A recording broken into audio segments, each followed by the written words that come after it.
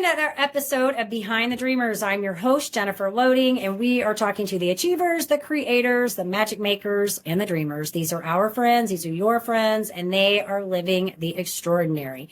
Well, here we are, another episode. Super excited about my guest today. Phebe Trotman is a successful and heart-centered entrepreneur. She's out of Canada, which is kind of fun. She's passionate about helping others discover their joy. In both her athletic and professional careers, Phoebe's personal success has been a testament that anything is possible with hard work, dedication, and a team-centered approach. As an athlete, she's achieved many accolades as a soccer player, which I am so excited to chat with you about that, including being inducted into several sports Hall of Fames, winning championship titles, and being recognized as an exceptional athlete.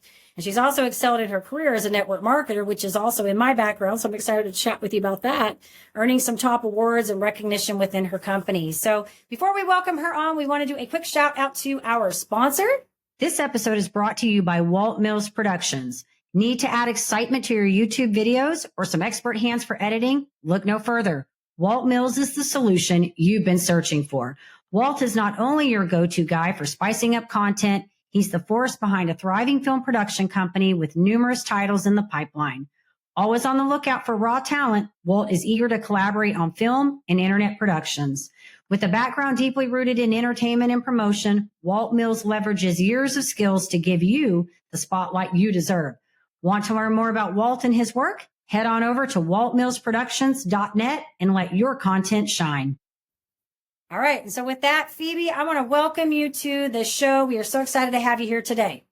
Thank you so much, Jennifer. I've been looking forward to this conversation. I love what you do, and Behind the Dreamers. I mean, I love to dream, so this will be fun. Looking forward to it. I know. Isn't it great, dreamers? I know. It's so fun. You know, we get taught, I think, in life to squash our dreams. You know, like we get taught to be practical, don't be dreamers. And you know, one of the things I love about Behind the Dreamers is I get to talk to people that are still kind of dreamers. We get to still talk about those things. And it's so funny. Right before this show, I was talking to a guy and we were talking about how I forgot what the words that he used, but we were talking about how it's kind of like magical to be like a dreamer about things, but we have to take those dreams and actually put them into action, right? And implement. And so we were having a fun conversation about that, but I'm excited to chat with you. I think this is going to be a great show. And so we're going to dive into this thing. Let's do it. Let's do it. So where do you want to start? How should we start? All right. I'm going to tell you. All right. So Phoebe, tell us a little bit. I want to know what you're doing now. I know you've shared this with me, but for our audience, because I know you're into the network marketing space. So tell us a little bit about how you navigated into that. Because I always feel like these are stories that either something happened, we were doing something, we saw something, or what was kind of that bridgeway to get you into that? Yeah, absolutely. Well, it's funny. I kind of grew up around network marketing. My mom had a home-based business when I was young. And so I always, she did well in it in terms of being on stage and awards. And so I knew there was always a possibility of what can be achieved in network marketing. That being said, I was the friend who would go to everyone's parties. I was always like, someone's having a party. Sure, I'll be there. Why not? And just supporting people because network marketing has incredible products, right? So I was often, I had a lot of different products in my home. However, I'd never found a product that really I wanted to necessarily build as a business. And after soccer, I was working full time at a computer company and I was really uninspired. So I did start a few side projects. I started a coaching company with my background in soccer, and I was actually using a network marketing product to help to promote that company. That being said, I wasn't building as a business, and in my head, all these side projects I had, when the income from those became high enough, I would leave my full-time job. However, life had other plans, and the company I was working for went bankrupt. I was laid off, and I was kind of in that crossroads where it was like, okay, well, what next? And when I looked forward, and I always encourage people to do this, when you have a moment to pause or take time to pause, figure out how to do that.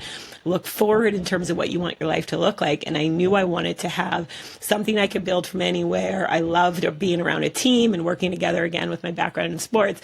And so I decided to build the product I was already using, build it as a actual business. And here we are 18 years later.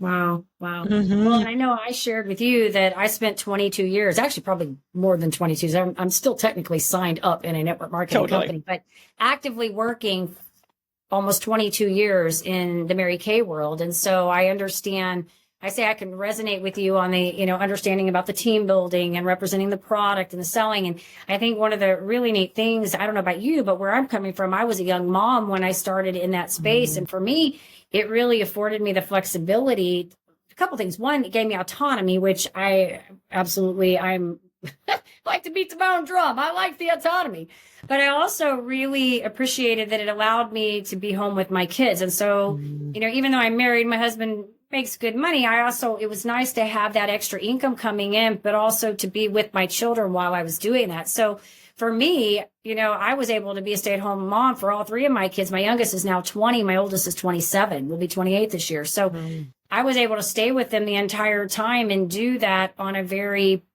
part-time to full-time basis. And I was okay with that. I liked it.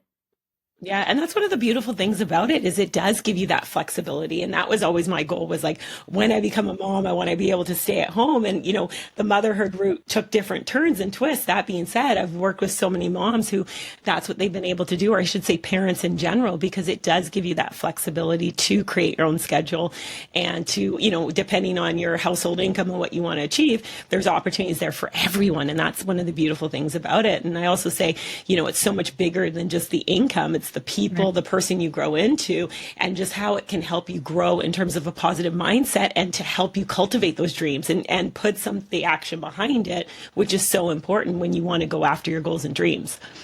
Yeah.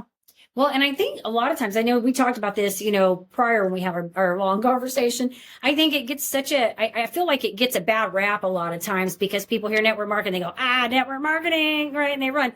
But for the people that, I've interviewed several different people, in the Mary Kay world and other companies on this particular show. And these are top earners, like the Millionaire Club people, people that are doing really well. But even for those people that don't hit that level, and I know you can attest to this, is that you just mentioned it. There's so much more that you gain from that. I have often said that, had I not gone through those 20 something years in that space of learning and mentorship and all of the things, I would not have developed never developed the leadership skills. We may not even be doing this podcast today because I was freaking shy for many years in the beginning of that, and I would have never gotten in front of people and talked. So you develop a lot of things besides just the monetary, the ROI of the money coming in. There's leadership that's in that. You have invaluable resources. You have mentorship. I mean, I'm going to say one more thing and then I want you to talk. But when I sort of bridged way out of my network marketing, it was not because I hated the company. I just wanted to do something different in my career. I did it for a while. I was looking for a different path. But I will tell you, I network a lot here, and I'm in the Dallas area. There's a lot of networking. I did not realize how important that mentorship was until I started getting into the outside world and realized these people don't know what it is like to even have mentors. Like, we just had them and we didn't pay for them. We had them as part of our career and what we did. They were there. So I think there's a lot that is valuable about it. And you can learn a lot of good sales, leadership skills, booking skills. Oh my gosh, booking skills. When to cut people loose, when to book, how to get them to show up. And when they're not, just let it go. Totally. You learn so much more. And I mean, I'm with you. Like, I believe there's so many great skills that you learn in a network marketing environment. And just like anything, it gets a bad rap with so do a lot of professions, depending. There's good and bad in everything, in every single profession we can look at. So I just encourage people to, be open, see where it takes you. I'm with you. Like, I'm not necessarily active in the company that I've built. I still use the service. I love the company there. And just like you, I think one of the beautiful things is as we grow, we want to, a lot of people, I shouldn't say everyone, but a lot of people like to be continued challenge. And I'm one of those people who it's like, I like to grow. I like to be challenged. And so I get excited when I can start kind of the next phase or chapter, if you will, in life. But you take the skills that you've learned in past professions, whatever that might be, just like I've taken what I learned as an athlete over into network marketing, over into being an author. You just continue to evolve as a person. And so network marketing, I mean, it's a great foundation for a lot of next things that you can build upon. And so I'm grateful for the profession because I definitely learned a lot, and I'm the person I am today because of everything that I've learned along those years. I think what's neat too about what you said is, your mom was doing this, when you were a child. So we've always said, more is caught than taught, right? Like, kids pick up on the things that are going on. And, and I always say, all those, I don't know about you, where you're at with this, but I always say, at least in my journey, that I hope my kids learn something. They learn the value of hard work. They learn the value of being positive. And I will say this, they don't always show in my house those behaviors, but I will hear them talking to other people, and I will realize that they have some of that lingo, that that language that they heard me saying to my team and to the people that I was with. And it's interesting because I still do a lot of that languaging with people in the other areas of my life. When I'm working with them, I still feel the need to praise people and recognize them and let them shine. And, because that's what I did for so many years. And I realized how important that was, because it's not something we always get, but you got to see that with your mother. You got to see her doing some of those things. And then you've got to be able to sort of experience that for yourself. Yeah, and I'm so grateful for my upbringing. Both my mom and dad, very big into personal development and growth. My dad was an instructor for the Dale Carnegie training. So I always grew up around, seeing them read books and attending leadership and personal growth events. And it's funny because I joke, because I used to get so irritated because all the time in our car, there'd be something positive playing. And I'd be like, can we just listen to music like everybody else, And now in hindsight, I'm so grateful because there are things that just naturally kind of came out of me, in different ways, but it was because of that foundation. So I always encourage parents, your children do hear and see what you're doing. And even if they push back, which I did for a lot of years, I just pushed back on it, but it was a seed that was planted. And so it's so powerful. And it's so interesting now, being in a space where I'm working with people, helping them, encouraging them. And I'm so grateful because I've had so many lessons and so many things that I've learned along the way from my parents on how they handled certain situations that my older brother and I went through, that they handled them with a growth mindset. And it truly has set us up well. Yeah, I love that, Phoebe. And I'm glad for you that you were in that environment, because what a difference that makes. I mean, it's interesting because I think so many people are not that way, and they stop learning. And I was just having this conversation with my husband, and then when we walk our dogs at like 6 a.m. every day, and sometimes we have these conversations, and I was actually talking about Twitter or X, whatever you want to call it. I was talking about that because I get in there to kind of see what's happening, on the political scape, which every time I get in there, Phoebe, I come out and I'm just agitated. But it amazes me. I'm like, you want to learn a lot about people? Get in there and look at the comments, the way people talk to each other, the way people, the types of things they say. And I realized today I'm in the middle of reading one of John Maxwell's, his latest book on how to be a great communicator. He's one of my favorite. I'm reading this, and he's talking about all these different things about, like, if you want to be a good communicator, you got to believe it and all of these things. And I'm like, it's so true that whatever we're exposed to is how we operate, right? Like the circle of influence, and however we were brought up, what we saw makes such a difference later on in life. And if you didn't have that, you have to work so hard to negate all of that stuff that you had. And it's not because parents, I think, are bad, or I think it's just what they know. Your parents were in whatever reason, I don't know how they ended up where they were, but I love it because I wish that I say this because my kids saw me do this from a very early age. They saw me from the very beginning in this environment, but I didn't have that growing up in my environment. My sister and I didn't have that. Mm-hmm. And we've had to work really hard. I love my parents, but we've had to work really hard at deconditioning a lot of our thought processes, right? That scarcity mindset, moving into abundance mindset. Now it's funny because I've been doing this so long now that for the most part, people probably think my head's in the clouds half the time. No, it's not. I see what's going on, but I try to find the bright side in everything that I do because I think there's always a lesson to be learned, But I just love this story with you because I think, wow, your parents really did these things that ingrained some good belief systems in you guys going forward. And that's stuff that you can just carry on from generation to generation to generation. Absolutely. But one of the things that I think is so key, and you touched on it in your story, and I was going to share it with my parents, is it was a choice. It wasn't necessarily what they saw in their parents. They made a conscious choice, right? And just like you shared with your upbringing, like you made a conscious choice. And I think that's one thing that's so important for us to remember. We have choices. And I say it's in our choices that champions are made, because you can choose whatever you want to do going forward. And yes, it's true, sometimes depending on how the foundation was laid as a young child, what you might have to choose and remove. And just even though my parents laid a strong foundation in terms of certain things, there's still certain other pieces that I've had to learn and continue to push through to get to that growth. And that's where it's a choice. And so regardless of wherever someone is starting right now who's listening, it just takes one choice. It takes one, just taking a step forward. Maybe it's starting with a good book. It's listening to this podcast. It's, plugging into training and just continuing to surround yourself, because so much of what we see is negative, that it is key for us to be able to continue to plug into positivity. And that is what will continue to come out of you with time. Yeah. Entrepreneurs, are you ready to level up your leadership skills? Tune in now for an exclusive offer designed just for you. This is my time. Did you know 63% of consumers prefer businesses aligned with their values? Recognizing your core values isn't just vital for business growth, it's the bedrock of effective leadership.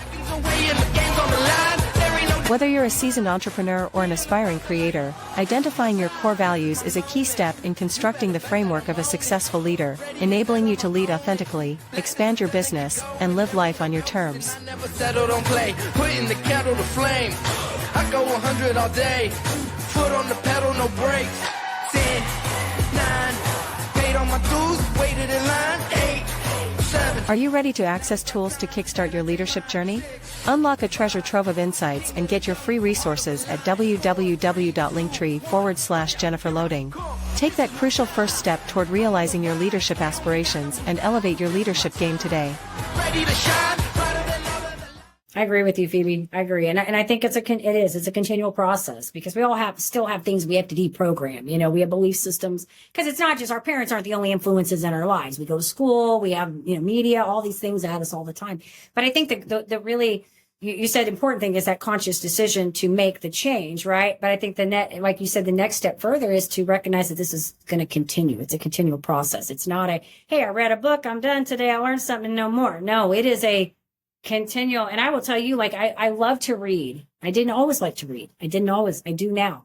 And I find that when I'm not reading, I get very stagnant in my thinking. I start to find myself going down rabbit holes I don't like. And so then I'm like, okay, we need to get a book out. We need to get going. So right now I'm reading John Maxwell on how to be a better communicator, and I'm loving it. So I think I read a couple weeks ago, I finished up reading Jamie Kern Lima's book, Worthy. Oh my gosh.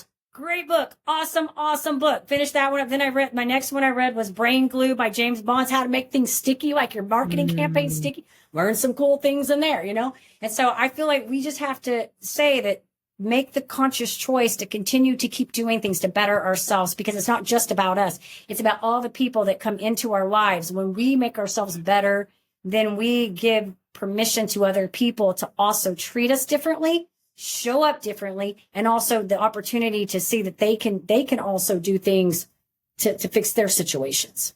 Absolutely. It's just being intentional with it, right? And I love what you share. I'm very similar. I love to read. And I've noticed that as well too. When I don't take that time. And again, it's a choice. We all have choices. We all have a certain amount of time. It's what we're doing with that time. And so plugging into good books and listening to positivity, whether it's when you're working out, whether when you're in your car, like how can you just and what it is it's just replacing something that you're already doing with something else, right? Just making those small little shifts. And it's those small little shifts over time that will have a huge impact. But it does start with just making one little shift. And I encourage people, it's like, just start with reading a couple pages, right? Sometimes, they say if you read 10 pages a day, how much you can read. But for some people, it's like, whoa, 10 pages? I don't even know where to start. Start with 2 pages. That's okay. You're making that intentional choice to move forward with something small, and you'll see how it'll grow with time. I like that, Phoebe. I agree. I like it. Small changes. I talk about that all the time. We don't want to set ourselves up for failure. So how can we create wins? Start small, build yourself up. Right. It's good. So, and I can hear all this athletic mindset stuff coming through. And I think I shared with you, my daughter I had all 3 of my kids played soccer at different times. Middle child was select soccer. Thought she was going to do that for a while. And then she decided kind of around high school, she wanted to go into cross country and track. And so went into running and did that for a while. And so I love this. I would love to know, and you've said a lot of good things about the, athletic and bringing it into the work that you're doing now, but maybe, what are some key things that you really felt like in that space has really helped you today, like with what you're doing now? You know, it's interesting because I joke when I started in my network marketing business and when I was like, okay, I'm doing this as a business, I actually didn't bring over some of that athletic mindset. And one of the things was I wasn't consistent. Like when I got laid off, there was a roller coaster of emotions. One of them though, I was excited because I was like, oh, I don't have to work now. I'm an entrepreneur. And so I'd like work one day and then I'd be like, I don't need to work for the next 2 days. Like that was what my idea of being an entrepreneur was. And so I didn't have very good results. And it wasn't until I started to actually look at it from an athletic standpoint, like what did I do to create success on the field? Well, it was all the things I did off the field, if you will, like behind the scenes to help me perform and being consistent. And so once I was able to bring that over in terms of, well, being coachable as well, I was used to having coaches. I was used to, looking in the mirror, having that kind of tough love conversation with myself as an athlete. What can I do better? Owning that, becoming accountable to, setting a goal and going after it, being consistent. And I joke now, I'm like, if you want to have consistent results as an entrepreneur, we have to have consistent activity in doing the right things, the things that are going to produce the results that you're looking for. And once that kind of hat came on and I realized, okay, what did I do in sports that helped me do this? Let me bring it over here. That's when I started to have those results that I was looking for and continue to grow. And a big piece of it was at the time, being patient. And I am I'm working on my patience, but as go-getters, we like to have things now. It's like, okay, we did something, we want the result, not realizing that everything has a growing period, if you will. And when you plant that seed, you're not going to necessarily get that harvest right away. And so I, started teaching my team. It's like, if you want to celebrate the harvest, you have to celebrate planting the seed in the sense of be consistent with what you need to do to create those results that you're looking to have. Yeah. No, it's good. And I think we all have those, go through those moments where we have to, I guess maybe we say that it's like a coming to Jesus moment where we realize we're going to have to do the work. Like we're going to have to do the things, if we want things to happen the way we want them to happen. Right.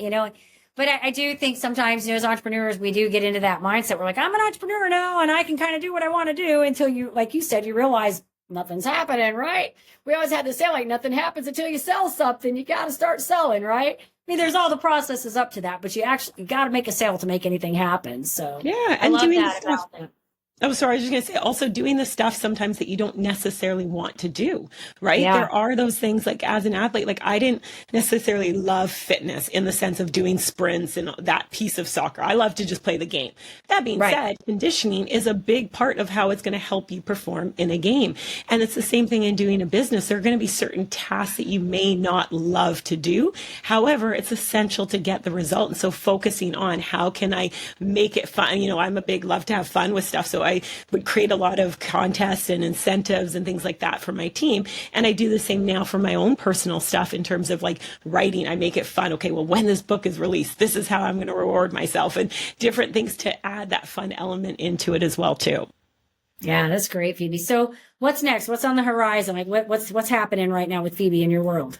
Yeah, so I just released the second book in a book series called Never Quit on a Bad Day, Inspiring Stories of Resilience. So the first book came out last year and getting incredible reviews from that one. That's featuring short stories from thriving entrepreneurs.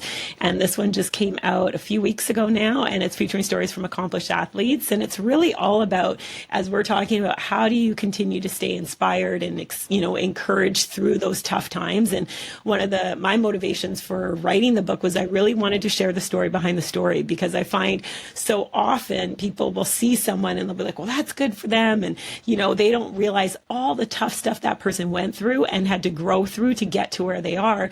And so the goal with the book is to shed a little bit of light about the story behind the story. And most importantly, what did that person do to work through that tough time to get to the other side? Because even though our situations may not be the same, the tough stuff we go through, there's still strategies, if you will, perspectives, ideas, things that we can carry over to help us when we are going through those tough things. And that's what the book really does shed light on too.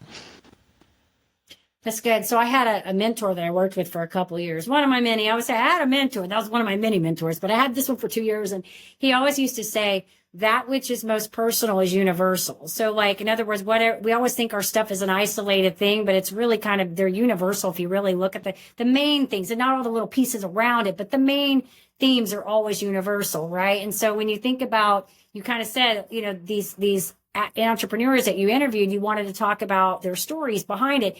the universal story is they had to go through something hard to get to success, right? The story, the details around the story may be isolated to or particular to their story, but the universal message is they had to go through something hard to get where they are today. And I love that you did that. I think that's a lot. I think you and I are doing some similar, things. And I think that that's what excites me too, is really seeing people shine and do things and go through things and come out on the other side, whether it's an athlete or somebody going through some hard disease, or whether it's a business, something where somebody's making that, that transition, or I call it maybe I don't know, what do you want to say? Like this journey they're going through, like this butterfly metamorphosis, Yeah, because we all go through it, right? We all go through it. And it's kind of, again, as we circle back, it's those choices, right? What do we choose to learn from it? How do we choose to move forward from it? What do we choose to, how can we help someone else through something that they're going through as well, too? And so it's really been a lot of fun in terms of, creating this book series. And as I said, it's about that continually evolving and growing, and just to be able to help other people a little bit on their journey just by sharing some insight and some stories of what other people have gone through. Yeah. I want to ask you a question about the book writing process, just because I know somebody on here may want to write a book. I know I wrote one and it was hard. I mean, it's because I'm not patient.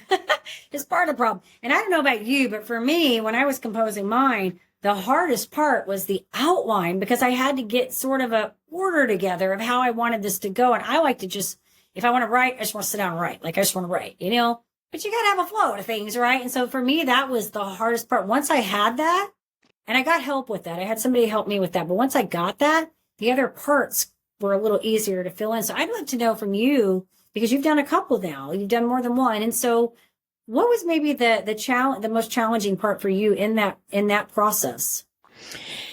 The most challenging part, yeah, you know what? Part of it was the first book really flowed. It came together very quickly. Again, I had help. I'm a big team person. And so I knew when I was starting this process of, I got excited about the idea and the theme and what I wanted it to look like. And I had a clear vision in terms of that piece.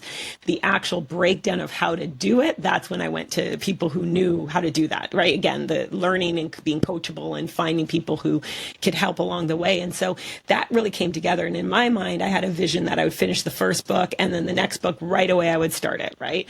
That was kind of my thought process, and had some personal things that I was going through in terms of family. I've now become a caregiver for my mom. And so it was a huge shift, and I had to really just pause and stop everything in a lot of ways. And it was hard, and it is still very hard and very challenging. So I found getting the mental clarity to start the next book was probably the hardest piece of it all, because of everything else that was going on. And I really had to just give myself permission to slow down, to really go, okay, what is the priority right now in this particular season of life? And it was, and is still, making sure my mom is good and everything along those lines. And then once, things settled a little bit, then it was like, okay, I can do this. And I just started writing, and then it did come together very, very quickly with some incredible athletes who are contributing. Cool. Okay. So yes. And so, as far as the book goes, I was going to say on the mental clarity part that yes, I think that when you try to force something and you're not in the right space to do it, it just doesn't work. And I think this is on every level. I have these conversations because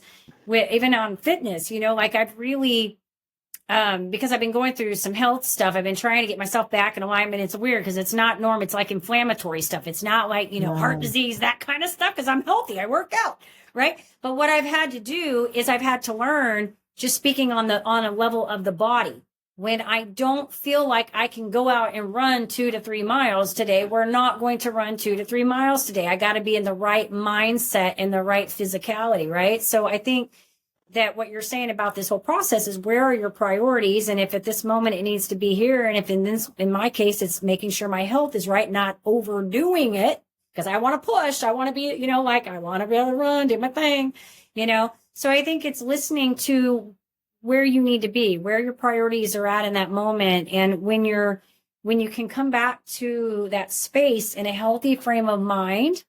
And also, right, get your nervous system regulated. I like to talk about that one, because a part of the reason we can't do what we need to do is because we're dysregulated, right? Get that right. Then you can do what you just did. Get in there, and then it starts flowing, Yeah. And it's important to give yourself that grace too, because I do know, like, that was a tough one, because I was really forcing it. I was like, no, I got to do it. And it was like, wait a second, who says I have to release the second book right now. That was me. That was just me making a decision, right? And I think that's really important to, as you're doing, listening to your body. And what I had to do was just kind of listen and take a moment and take inventory and kind of reflect a little bit. And again, pause, take that moment to pause. And it was just beautiful how everything came together when I had that clarity, and I was able to kind of sit and write how it all came together. And it came together very, very quickly. I mean, I started the process for book number 2 in January and released it in May because it flowed, and I'm just grateful to the incredible lineup of athletes who shared their incredible story, because the book is a powerful, powerful read to help people, and not just for athletes, but people in general, to really go after their goals and dreams. It's cool, baby. Well, congratulations to you on that. Thank you. An awesome thing. And I know when you're in, it's much easier to work when you're in the right frame of mind. And anybody listening to this, because most of the people I'm sure that are listening to this are probably in their mind some kind of achiever wanting to do something. You said some great things. Sometimes we just have to pause. We've got to stop putting these unacceptable metrics on ourselves and setting ourselves up for failure, right? Doesn't mean we don't set goals. It doesn't mean we don't want to achieve. It just means doing things in a way that you're not going to kill yourself in the process, right? And you're not compromising the things that are important to you to do it, right? Mm-hmm. Mm-hmm. Love it. So one more question I want to ask you. You said so many great things here. I know we're both like bopping around. I'm like, I'm getting warm. I got to move around. I'm getting too excited. I want to know what you said, and I think we could sum this up because I think you've said a lot, but I'd love to know just any final things that you would say that you learned about yourself in all of this. What have I learned about myself? Ooh, that's a great question. I would just say, a couple things. One, the power of surrounding yourself with great people. Like I was speaking at an event the other day, and I talked about engines and anchors, how the people that we have in our life can either, be engines in terms of propel us forward in our goals and dreams, or they can be anchors and kind of hold us back in some ways. And one of the things that, this book series truly is here because of engines that I've had in my life that had, they're the ones, 2 great friends suggested to write a book. And I was like, I don't know. And, with their encouragement, and then I got super excited about it. And now knowing that this is what is meant to happen in this next chapter and season of life, to be able to share, some of the lessons that I've learned along my journey as an athlete and as an entrepreneur, and putting it into. So just really be careful, again, who are you surrounding yourself with? Who do you share your goals and dreams with? And not to say, anchors still serve a place in your life, and I have a lot of, and I love them. It's just, who do I choose to spend my time with?